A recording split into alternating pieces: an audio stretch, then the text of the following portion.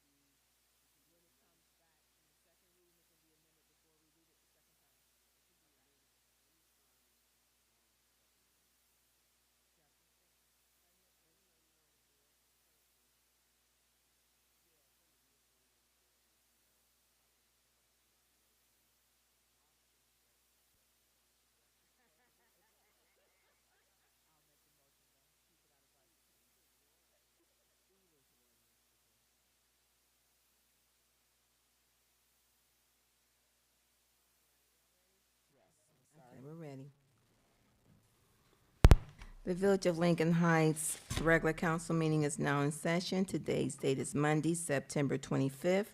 The time is 7:48.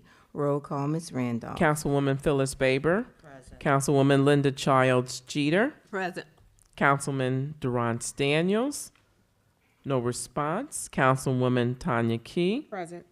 Councilwoman Laverne Mitchell. No response. Vice Mayor Jeannie Stinson. Present. Mayor Ruby Kenzie Mumphrey. Present. Mayor, we have 5 who are present, 2 who are absent. We do have a quorum. Okay. We did receive that from Ms. Mitchell that she will be out of the country. So is there a motion to excuse Ms. Mitchell? Motion. It's been moved in second. Roll call. Councilwoman Phyllis Baber. Yes. Councilwoman Linda Childs Jeter. Yes. Councilwoman Tanya Key. Yes. Vice Mayor Jeannie Stinson. Yes. Mayor Ruby Kenzie Mumphrey. Yes. We have 5 aye votes. The motion does pass. Thank you. Dear gracious and eternal Father, we want to thank you for bringing us in this place. Lord, we ask you to touch each one of our council members and that we all work together to bring the village to the future. Lord, we ask you to touch our residents as well, and we pray for all our residents during any bereavement that they're going through. And all these blessings we ask in your name. Amen. Amen. Amen. Okay.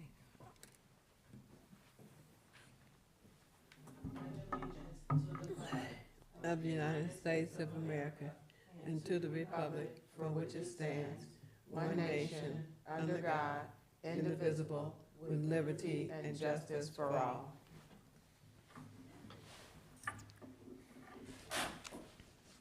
We'll go straight into acceptance of the agenda.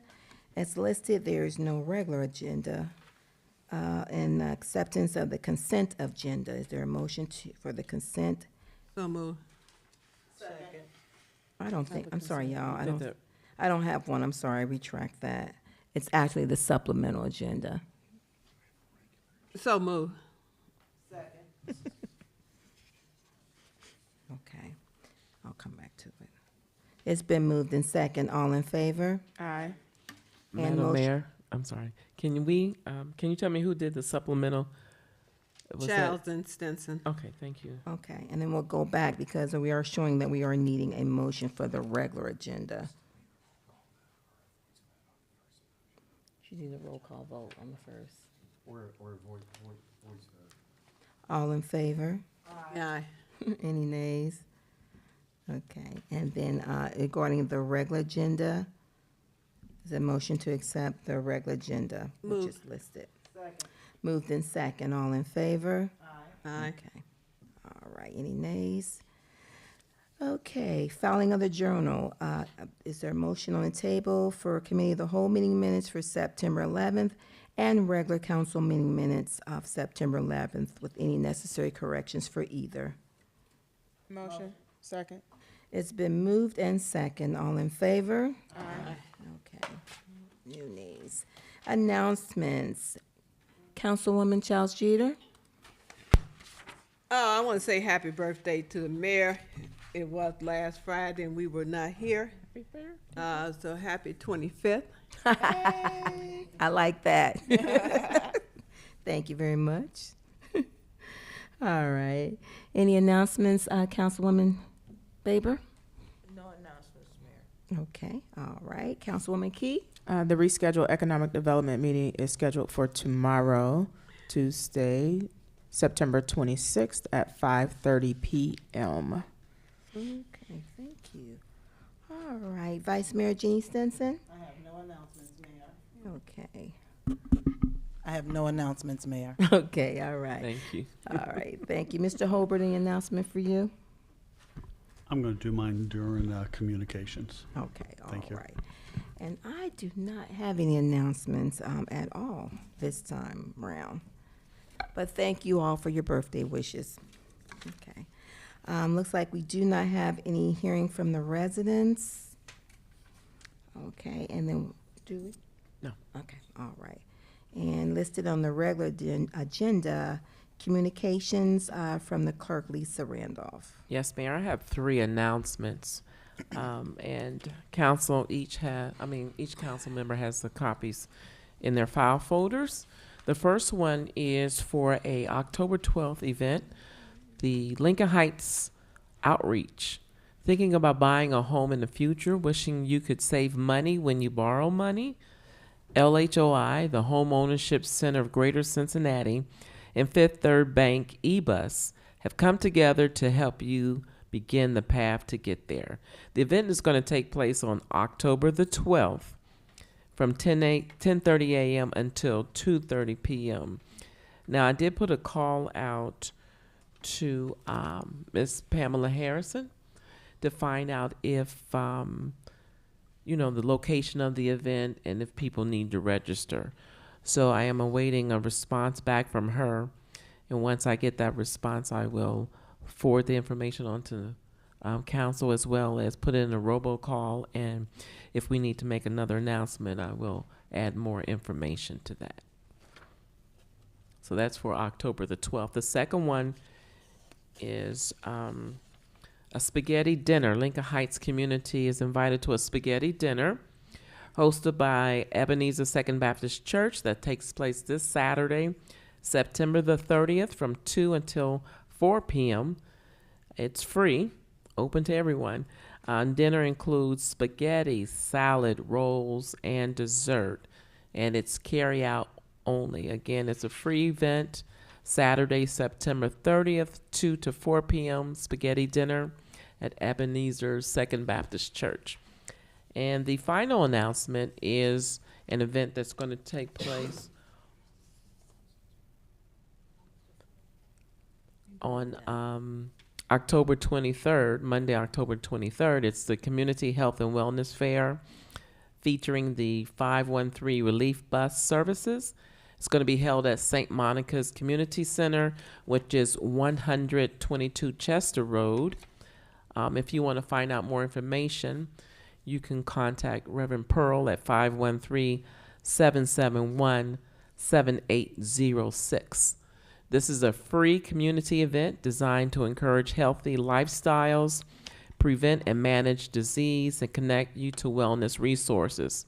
There are going to be free screenings, free food, chair aerobics, guest speakers, CPR training, raffles, line dancing, chair massages, and a special presentation by Kinship Engagement Program, financial resources for grandparents. And Reverend Pearl did inform me that it will be a list that you need to sign up for the event when you get there. And it's on a first come, first serve basis. Again, free screenings, free food, chair aerobics, guest speakers. And that is, well, they're going to have some vendors.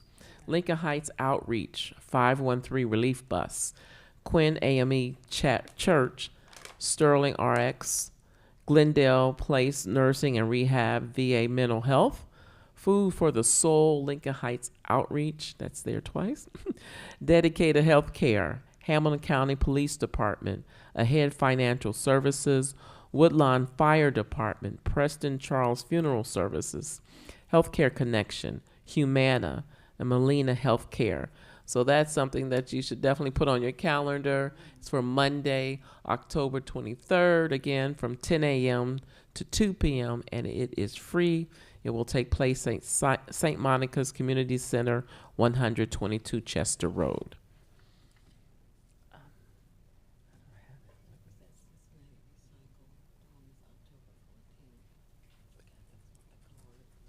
Yeah, okay. And then there's another one, the Cincinnati Recycle event that's going to take place on October the 14th. All the residents hopefully should have received a index card. You must bring that card with you. They're taking any items that has batteries and a cord, correct? And everything will take place at Lincoln Heights Missionary Baptist Church. I can't remember the time. It's on the card and the items that you can bring on the card too. Okay. And we should have all received that by now. I'm sorry, I don't have that flyer with me. It's but- coming. Okay. Yeah. So I wanted to add to that. So if the residents that are watching, if you did not get a card, please feel free to give the clerk or the our administrative staff office a call, and we'll make sure that you get a card. But they do want you to provide that card when you come. So we're looking forward to being able to help our residents get some of those batteries, plugs, refrigerators, Cell phones. and cell phones as well to the recycling that they're planning to do here at the Village of Lincoln Heights. Thank you. Thank you. All right. I almost forgot that. Okay. It's done. All right. I don't have any communication. That was about it. I just was a reminder on the recycle piece. I don't have anything at this time. That leads us to communications from the village manager, Mr. Holbert. Thank you, Mayor.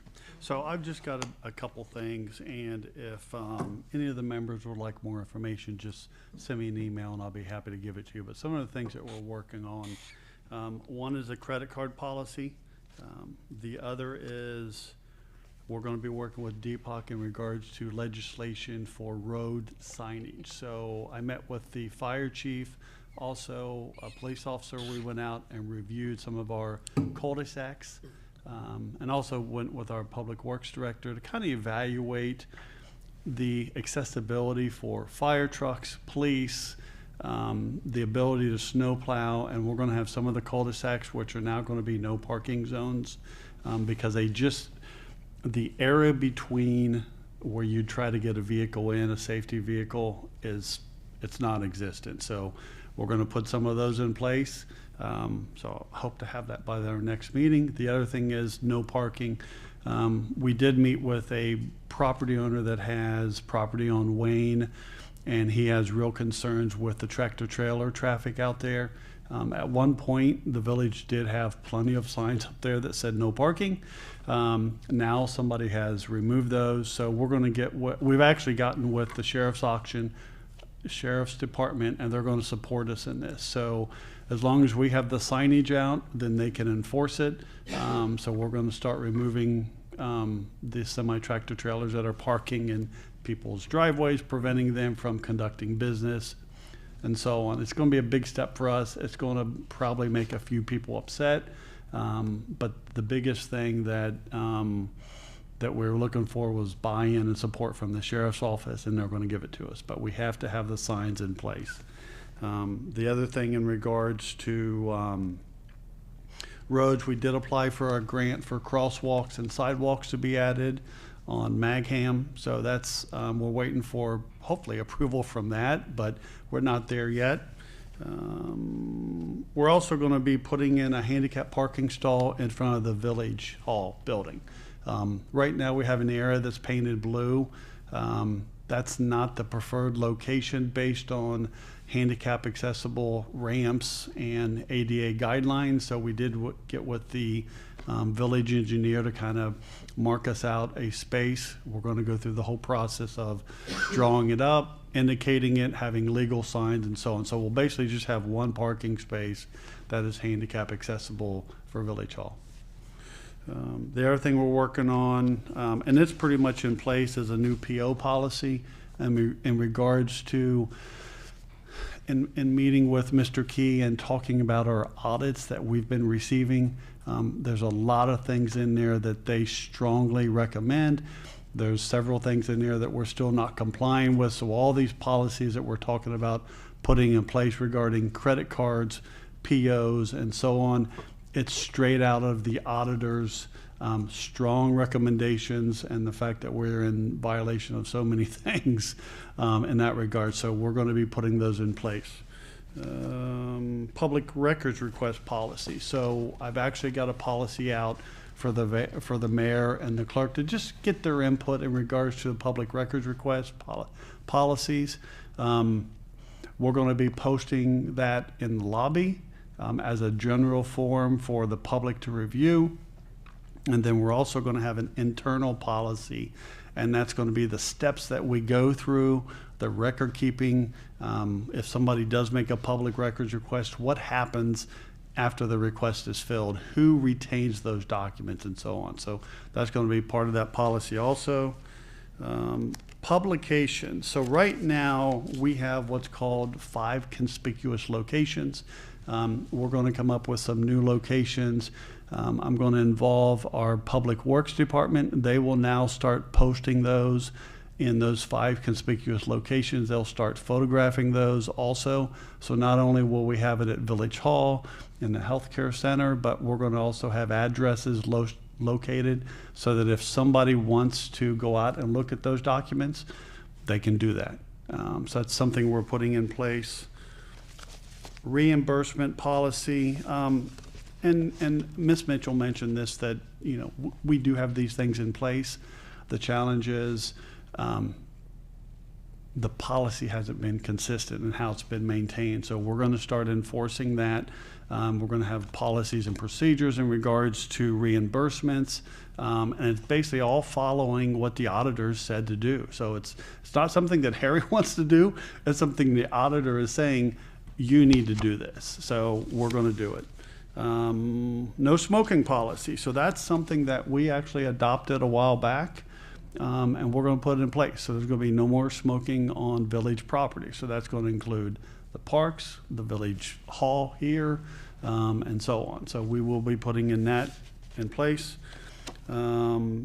Junk motor vehicles, garbage, and debris. I was happy to see that we actually have a resolution for this. So that really helps in our tools of getting property maintenance moving. So you guys have got a lot of good things in place, and now we're just trying to bring those in with our software. And the last thing is, I call it the Village Plan 2023. And here's what I did. Like with council, I met with everybody. I got your input. I said I would do this. I'm going to collate that, bring it all together, and then at probably the next council meeting, I'll put that in front of you, and then you tell me what your priorities are. Number 1 through 5, and that's what the village is going to work on. So it's based off of you. You're the elected officials. I've gotten a lot of good input. Now I've taken that to the next level. I met with staff, and the whole thing with meeting as staff was, what's your experience? What's your daily routine? What do you do? What would you like to do? What have you learned since you've been here? So we're trying to make it an environment where not everybody's pigeonholed, right? If I've got a person that works in public works and they've always wanted to do property maintenance, and so we're going to give them that opportunity, but we got to make sure they're a fit. So we're basically just evaluating all the employees. We're getting what their background is and what they do now, and we're going to give them opportunities to expand their horizon. If it's education, I spoke to somebody today and they said they would like to learn Microsoft Office. that's great, because that will make them valuable to not only us, but if they decide they want to move on, it'll make them valuable for the next person. It's not our job to hold them down. It's our job to help them in education and to help them like their job here. And that's one of the big things I really believe in is educating people and helping them to get to where they want to be. That's all I got. If you have any questions, again, I can send you information. Yes, ma'am. That's Ms. Jeter. In the safety committee meeting on last Monday, Yes, brought up about the code enforcer. Yes. And I had no answer to that when that person will actually be on place. Or are you looking at one of the current employees to do that? So we're looking at everybody to do it. Now, here's what I mean by that. So, for example, our Public Works Department has 4 full-time employees, 2 part-time employees. Each one of them have a cell phone. When they are out, they're out in the community. So when they see a dilapidated structure, when they see a vehicle that's been abandoned for weeks, months, years, they're going to take a photograph of it. Brad is our single intake person, so everything will be forwarded to Brad. He will then create a complaint based on whoever gave him that photograph, and then we will start sending out letters and notifications and working through the process for abatement. I don't want to misguide you, though. This isn't something that's going to happen overnight. It will take months to get moving. So are we eliminating the name of code enforcement because that's what we asked for? No. Chris Williams, which is our Public Works Director, is also our code enforcement person, because I wanted somebody right now. When I met with all of you, the biggest number one thing that I think is going to be on everybody's mind is property maintenance. Property maintenance works with economic development. Property maintenance works with safety and law. It all works around property maintenance. So he was my quick fix. And you probably know him personally, and I'm getting to know him after 3 months now. He's awesome. He knows everybody. He's been in this community. He's got family in this community. And he told me, he's like, I have to tell my aunt she's got to clean her property. Yeah. But I have all that too. My question to you is that, are we going to have one person that says code enforcer? Because that is what we asked for. So you're going to have 7 people that do code enforcement. Okay. Then I have a problem with that. And Okay. that's what I want to say. I need one person to be a code enforcer and actually take care of what is going on within the village. That's Chris Williams. He's got the title of code enforcement.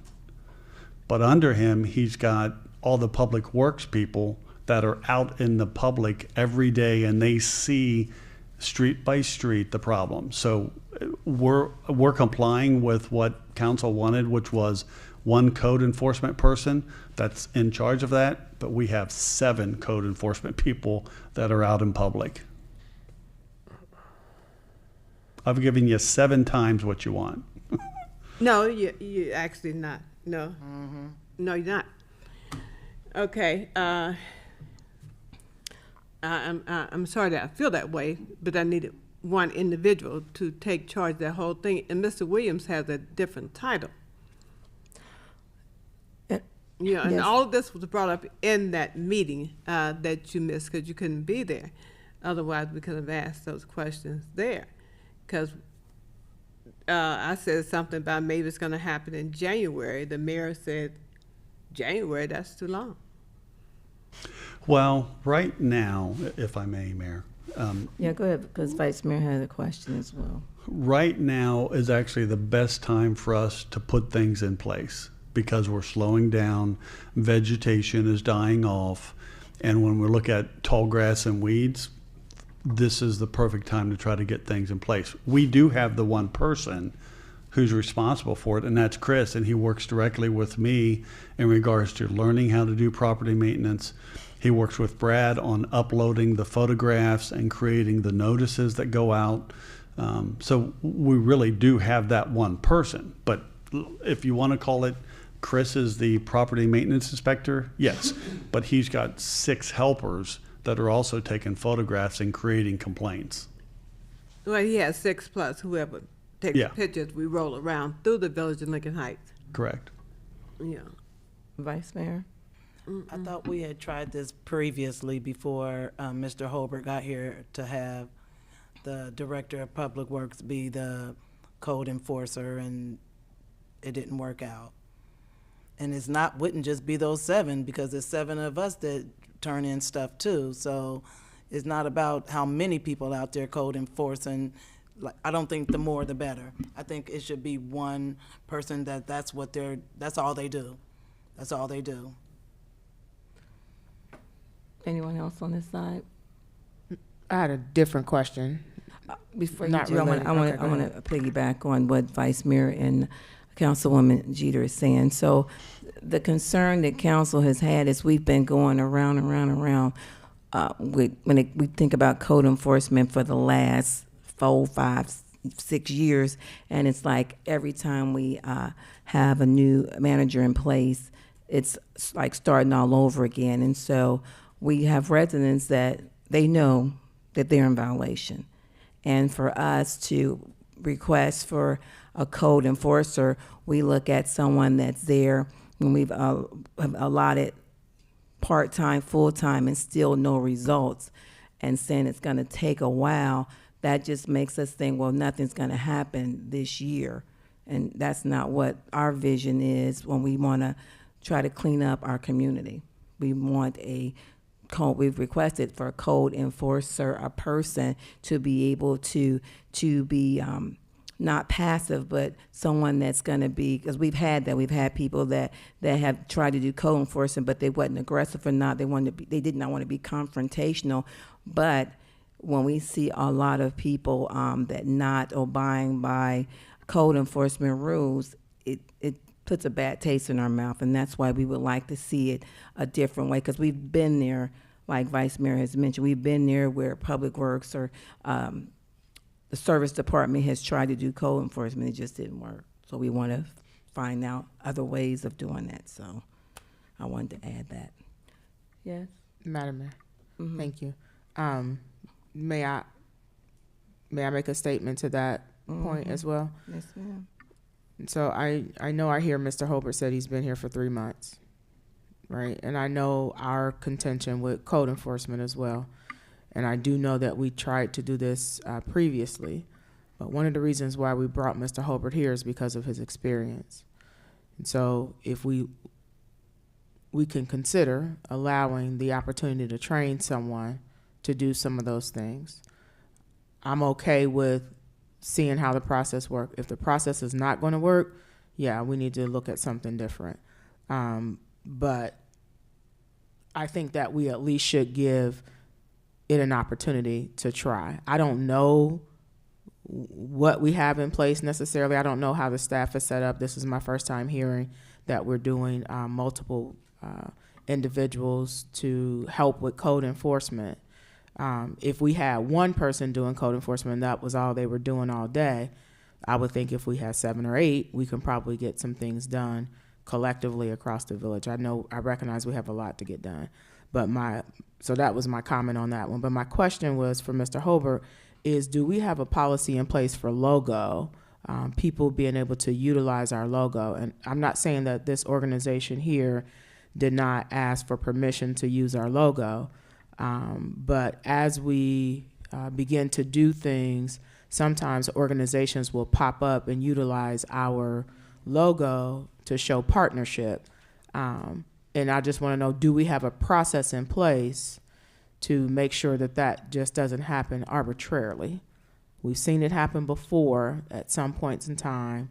And I just want to make sure that we're taking a look at that. Most organizations, especially with municipality, if they're going to use our logo that we have voted on and we approved, they should go through a process of getting permission to do so. This organization may have done it. I'm not saying, I just so happen to see it, and when I see our logo on a flyer, that's always a question of mine. Did they have permission to utilize the logo to show partnership? That's a great question. As far as I'm concerned, they did not.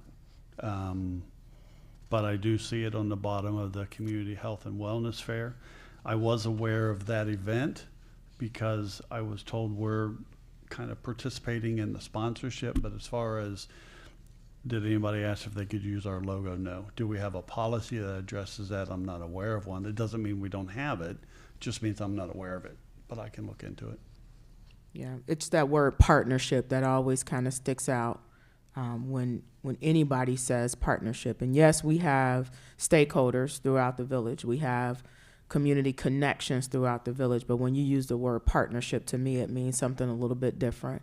All these organizations is great organizations that's providing services for the residents. We love it because that's not what we do here. But I just want to make sure that we are cognizant of that so that we're watching that, because then that becomes an issue down the road. Then somebody put our logo on something that we don't agree with, and it becomes a bigger issue. So, Yes, Ms. Baber? Okay, thank you. I just wanted to ask, since we were on the code enforcement piece, debris. So when residents try to clean up their yards and cut down bushes and stuff to make them look neat, how is there a place that they can take them in the village, or what happens to, the debris? So Mr. Williams and I did talk about that, and we're looking outside of the village because there's really no place to take tree limbs and branches and those type of things. Now, here's what we do as the Village of Lincoln Heights. We do chip. So if somebody has some brush that they've set out by the street, we go and we pull it, load it in the back of one of our trucks, and then we chip it. The other thing we're looking at is places to, for lack of a term, give the chips away.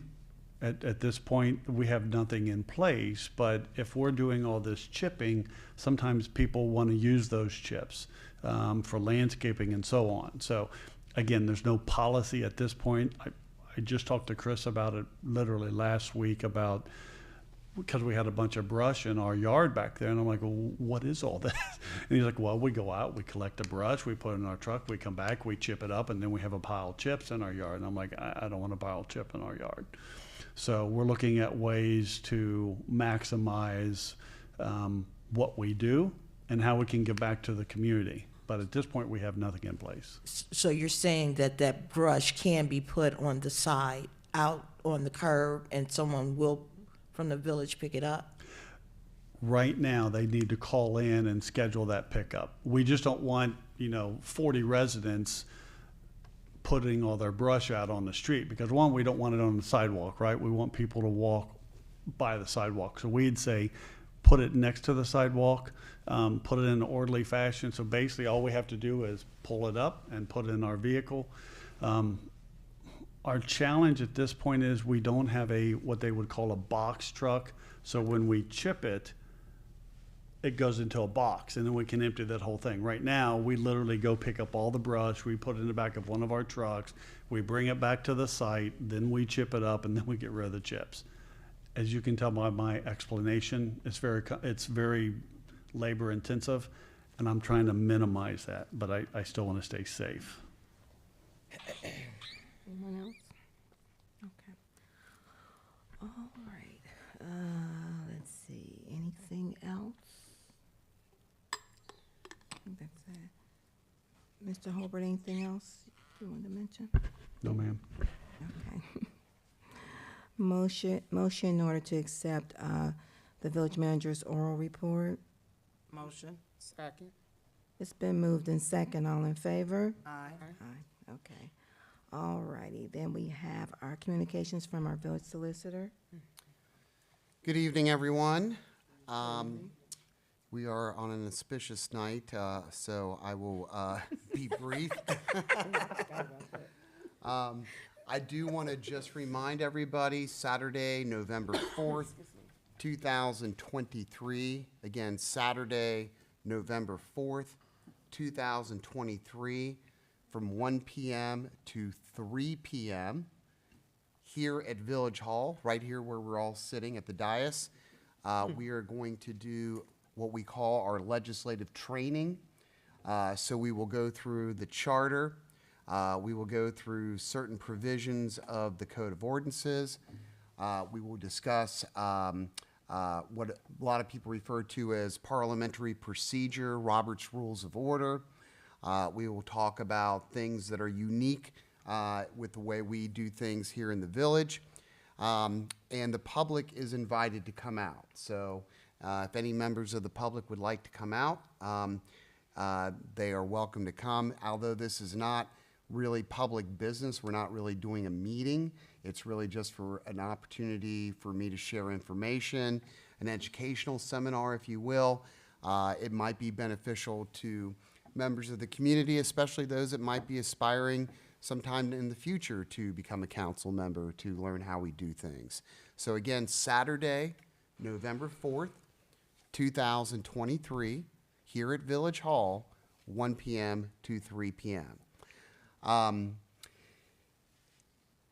have heard from 5 council members who have confirmed that they are coming. So if any council members have not had an opportunity to confirm yet, please let me know. But I think given our charter mandate of 5 constitutes a quorum, we will move forward knowing that we're going to have 5. I know Mr. Holbert is planning to attend, and I'm hoping Ms. Randolph might be able to make it as well, so we can make it a productive afternoon. If there are any topics that any council members want me to hit upon specifically, please email them to me directly. Please don't copy everybody if you don't mind, but please email me directly, and I'll make sure that we hit those topics. So that's coming up on November 4th of this year, which is a Saturday from 1 p.m. to 3 p.m. here at Village Hall. As far as what we've been doing this month, as everyone knows, we're blessed to have a new manager in the saddle, about 2.5 months into the position. So lots to learn. So there, of course, has been a lot of communication with Mr. Holbert and myself. I'm going to call it about the basics of how a municipal corporation works. And that is everything from who has authority to sign contracts, how do the standing committees functions, what do we do about processing public records requests, what do we do about posting legislation, are there repetitive grant opportunities such as the Municipal Road Fund? We did talk specifically about the ballot initiative to legalize marijuana for recreational use. It's on the Ohio ballot. As you may recall, when medicinal use was legalized, we passed a moratorium, as was allowed by the statute, and moratorium may not be the right word, but we passed a ordinance prohibiting cultivation or dispensing of medicinal marijuana products in the village. We now have an initiative for recreational use, and so the manager has asked, what are our options? We won't know until after the vote. And then the way this works is, they'll have to put legislation out, just once it's been ordained, if you will. The devil is in the details. How's all this going to work? Do you have to get a license to be a dispensary? Where can it come from? Et cetera, et cetera, et cetera. So presumably, what will happen is that the legislatures up in Columbus will consider, hey, with medicinal, we allow municipalities to prohibit dispensaries and cultivation within their municipalities. What kind of, ability do we want to give them to restrict that recreational dispensing as well? So once we learn that, typically they'll give you, a good time period, amount of time to implement that if you want to do that. And I'm sure, it's been a relatively mild topic of conversation within the group emails I'm in through the Ohio Municipal Attorneys Association. But typically what happens is when something like that passes, it becomes kind of a hot topic. So I'm expecting when we get into December and January, people much smarter than myself will start saying, well, hey, there are these provisions, there are these provisions. And that's when I'll talk to the manager and I'll come to council and say, here are your options. What would you like to do? And who knows, there may be, I'm not really sure how that whole program works medicinally, but you know, there may be an incentive to a municipality, to a township to have such a dispensary. I mean, maybe you're allowed to, to do a local tax on it. I don't know, but we'll find out. So we'll get as much information as we can gather in a timely manner and present that to council. Other than that, of course, there is the usual stuff we do, attending meetings, drafting legislation, speaking to council members about the sunshine laws. And then the other thing that's become kind of a hot topic is we have ownership of 810 Adams, which is up on Adams Street, of course. And that was a property we acquired some time ago. I believe it was during the foreclosure crisis when we had those NSP funds and were able to demolish dilapidated structures. And we probably acquired the property through the petition process where they go to sell the property and nobody buys it after 2 bids and then they offer it to us for free. But we have an agreement with the port as part of their Jackson Street projects to build additional houses. And technically it's HERC, but the port. And they have found out that there is a lien on it by a company called Valley Asphalt that dates back to 2013, I believe, but it's quite old. It might be older than that, actually. And so Mr. Holbert asked me to take a look at what we could do to get that released. I've been speaking with him. I've been speaking to Deborah Robb over at HERC, and I laid out some options. She ran that by Chris Recht, their legal counsel.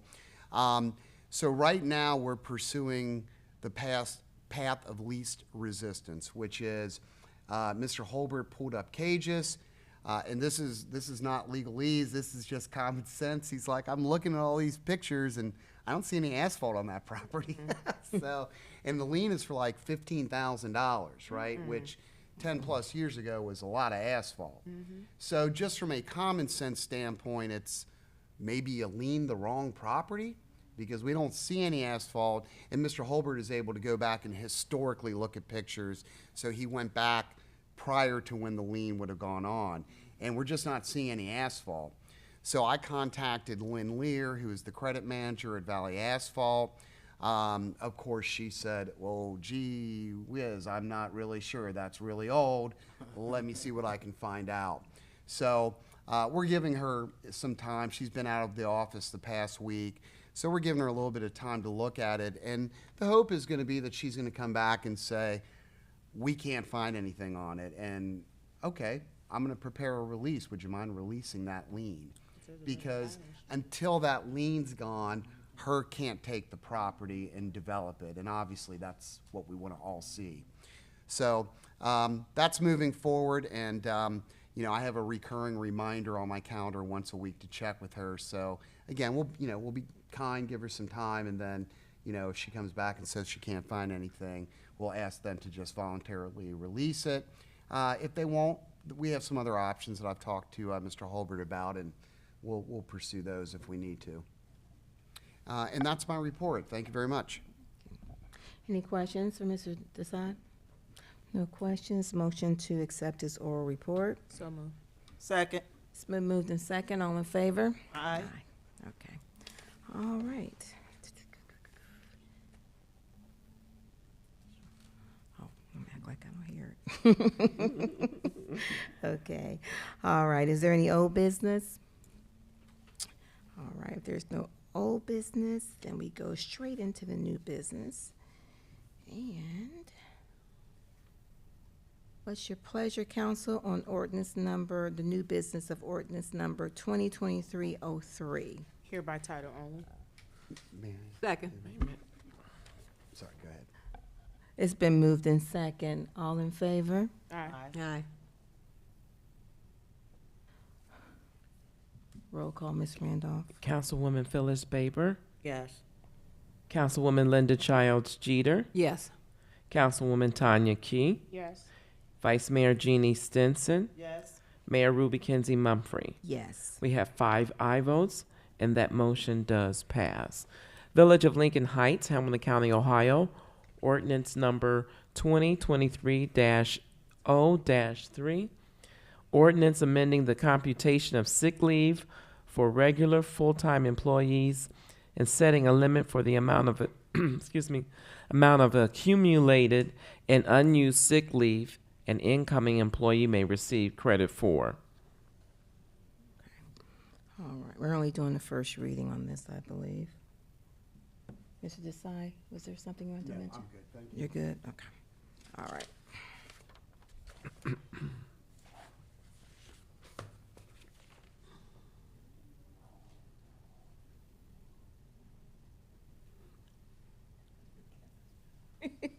Okay. I must be thinking about the Bengals. Okay. We're going to the supplemental agenda. Motion in order for resolution of 2023 R35. Motion to hear by title only. Second.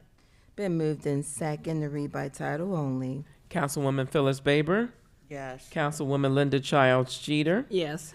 Councilwoman Tanya Key, Yes. Vice Mayor Jeannie Stinson, Yes. Mayor Ruby Kenzie Mumfree. Yes. We have 5 aye votes. That motion does pass.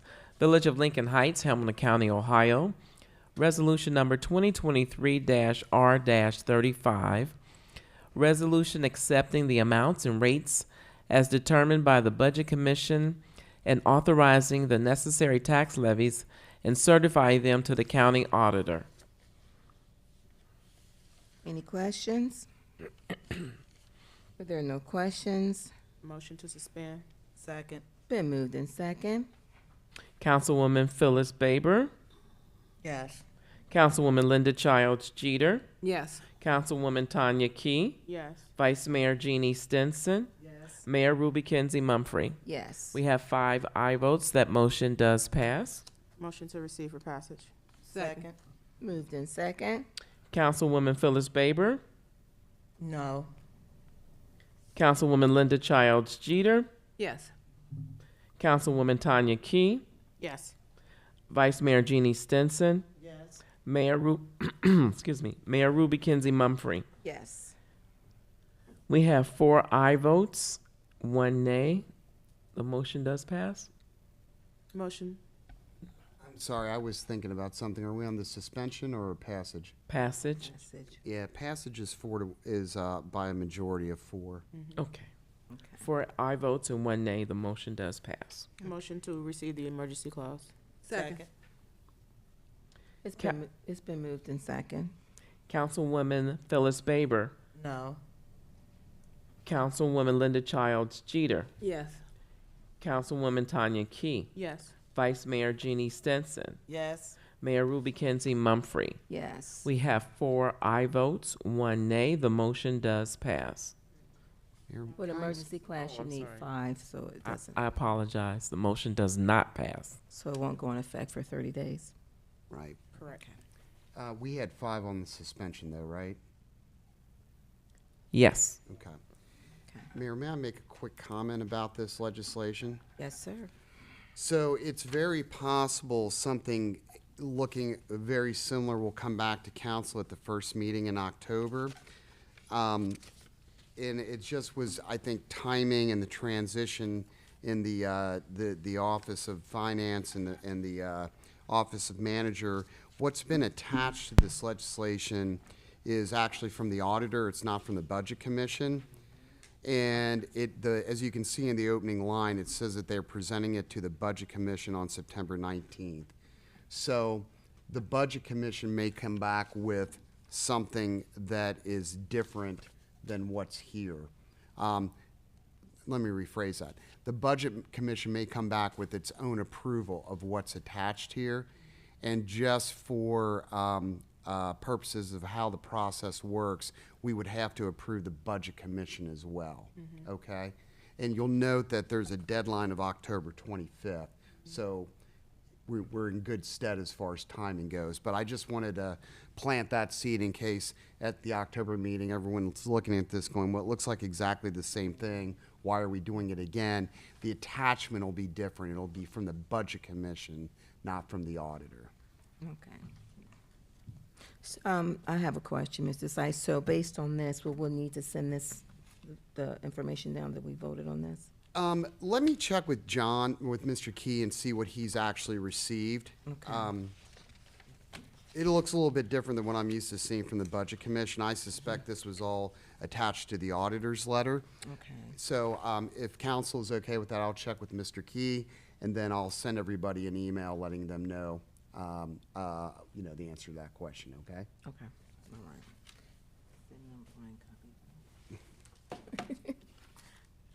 Okay, all right. Well, I think that is it. All right, so there's no executive, okay. So it's miscellaneous business. Madam Mayor, Yes, ma'am. I'd like to motion that our clerk conduct a survey either through Center of Local Government or whatever means she would have access to check other municipalities, their, what is it called? Their rules concerning employees who transfer from public agency to employment of a village, and how much is credited, or what's the maximum amount that's credited for their accumulated sick leave. Is there a second? Second. Roll call. Councilwoman Phyllis Baber, Yes. Councilwoman Linda Childs Jeter, Yes. Councilwoman Tanya Key, Yes. Vice Mayor Jeannie Stinson, Yes. Mayor Ruby Mumphrey. Yes. We have 5 aye votes. The motion does pass.